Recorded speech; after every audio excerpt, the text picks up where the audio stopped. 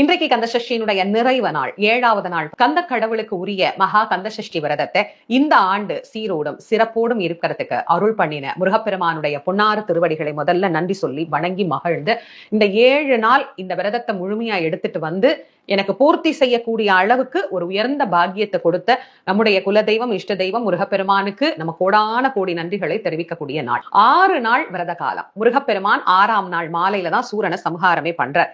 அதுக்கு பிறகு தன்னில் இருந்து விலகி இருந்த இச்சாசக்தியையும் கிரியாசக்தியையும் வள்ளி தேவசேனை ரூபமாக தன்னோடு மீண்டும் இணைத்துக் கொள்ளுகிறார். இதுதான் இந்த திருமணத்தினுடைய தாத்பரியம்.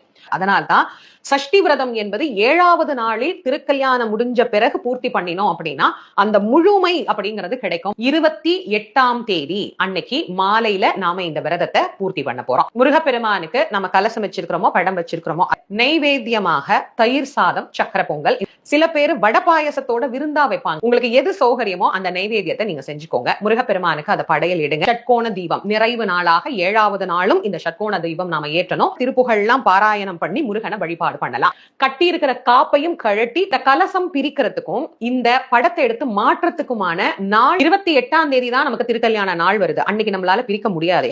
இன்னொரு நாள் அப்படியே தொடரட்டும். அடுத்த நாள் 29ஆம் தேதி புதன்கிழமை தான் நாம இதை பிரிச்சு பூஜை பண்ணணும். 29/10/2025 புதன்கிழமை காலை 6 மணியிலிருந்து 7 மணிக்குள்ள, அப்படி இல்லைன்னா 9:10 10 மணி 20 நிமிஷத்துக்குள்ள. இப்ப 7ஆம் நாள் நம்ம பூஜை எல்லாம் நிறைவு பண்ணின பிறகு நம்முடைய பெரியவங்க கிட்ட, நம்ம வீட்டுல இருக்கிற பெரியவங்க கிட்ட காலில் விழுந்து ஆசீர்வாதம் வாங்குங்க. நீங்க சாப்பிட ஆரம்பிக்கும் போது முதல்ல தண்ணி குடிங்க.